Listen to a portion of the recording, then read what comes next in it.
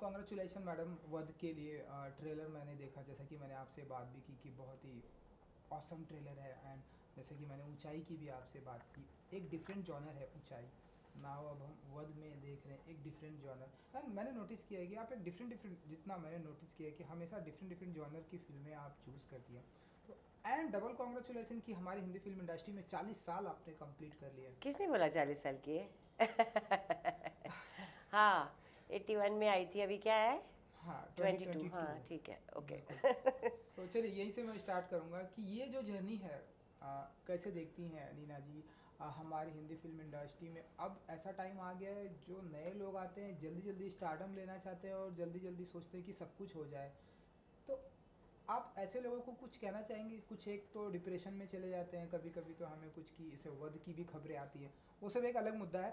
लेकिन जो आपने जो इंडस्ट्री को 40 साल दिया है, कैसे देखती हैं आप? और आज के यूथ को क्या कहना चाहेंगे आप? अ, मेरा समय जो शुरू शुरू का और बीच का भी इतना अच्छा नहीं था, हम्म। क्योंकि उस वक़्त इतनी अपॉर्चुनिटीज़ नहीं थी।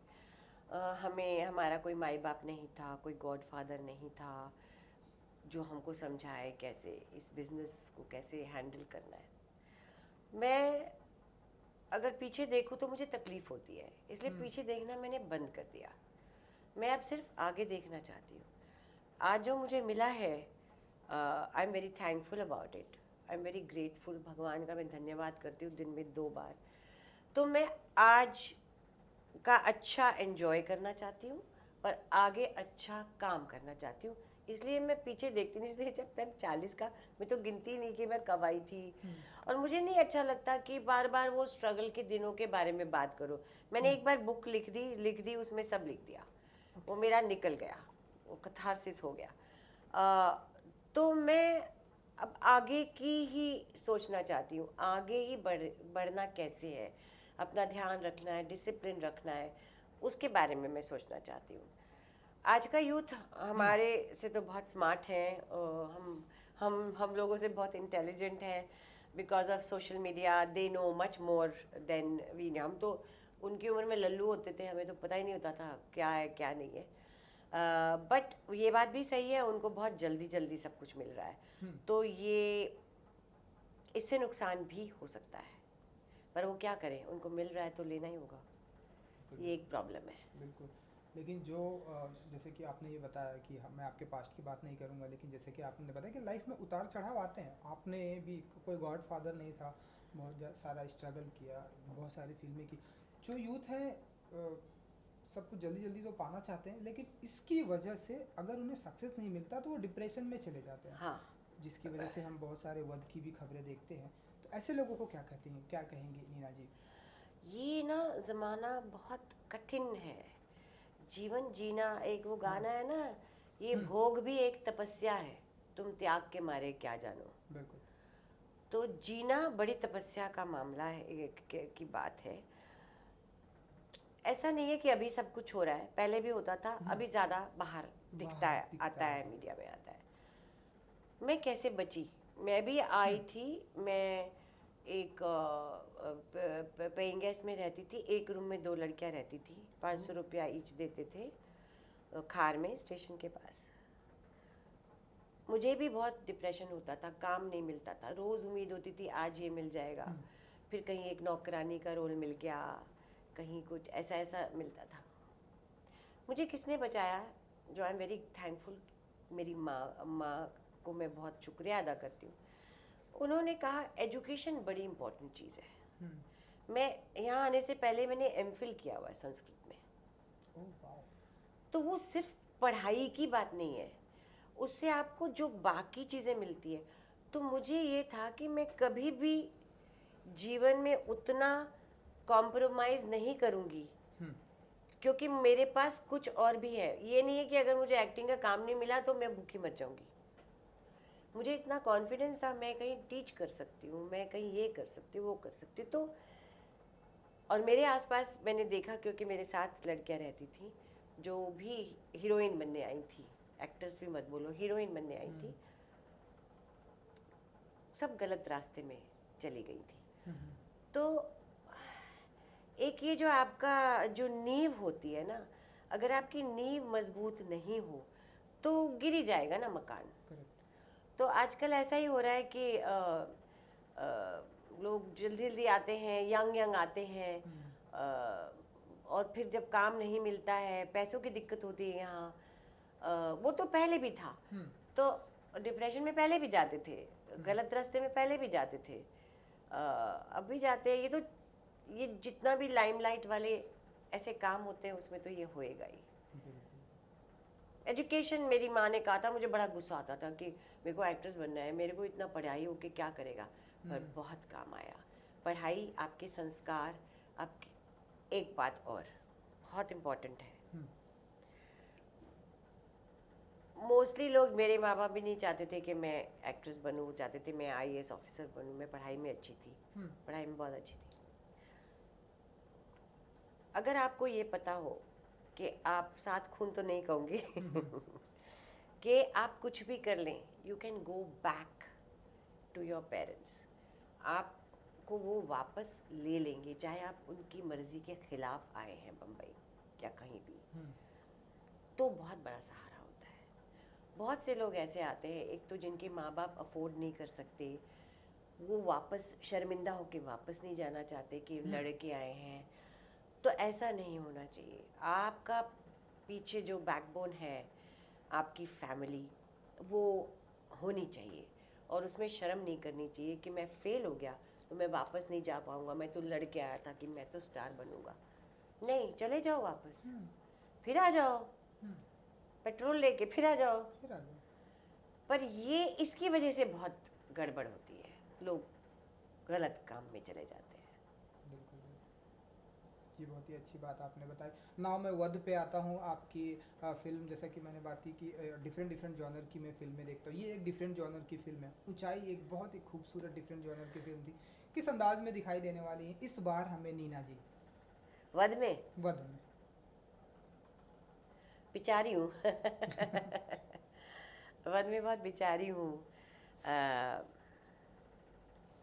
एक normal lower middle class housewife हूँ, जिनका जीवन, उनके पति और उनके बच्चे, उनका एक बेटा है जो बाहर पढ़ता है, उसके इर्द गिर्द ही घूमता है।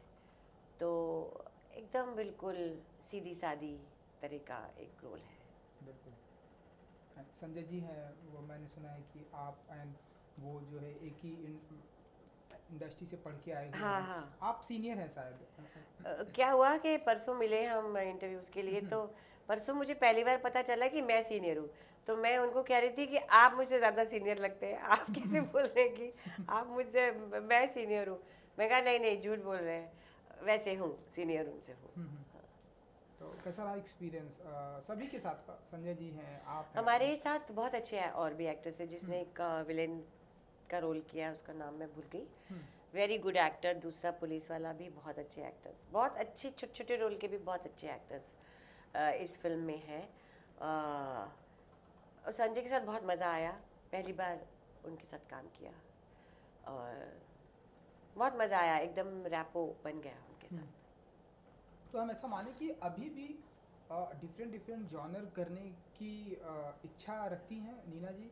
जिस तरह से मैं आपके, जिसे कि मैंने मैं बार बार बात कर रहा हूँ, ऊंचाई बहुत ही खूबसूरत फिल्म मुझे लगी, ऐसे मैं देख रहा था, तो उसके बाद ये एक डिफरेंट अंदाज में नीना जी आ गई हमारे सामने। तो ऐसा माने कि डिफरेंट अभी और भी बड़े डिफरेंट अंदाज में आने वाली हूँ। एक फिल्म है बा, जिसमें मैं बा का रोल कर रही हूँ, मैं और डॉगी की कहानी है। फिर मैं एक आर बल्कि की एक स्टोरी, लव स्टोरीज में बिल्कुल अलग रूप है मेरा। So I am doing variety of roles. Generally कोई भी एक्टर को ये मज़ा आता है अलग अलग प्रकार के काम रोल करें, पर मिलना भी तो चाहिए। तो अभी मिल रहे हैं तो कर रही हूँ। एक एक्शन फिल्म का भी ऑफर आया है। I am very excited, I hope it happens. बिल्कुल बिल्कुल। सो ये आई थिंक नेक्स्ट ईयर मैंने देखा कि जैसा कि आपकी बहुत सारी फिल्में आ रही, तो बहुत सारा बिजी शेड्यूल जाने वाला है।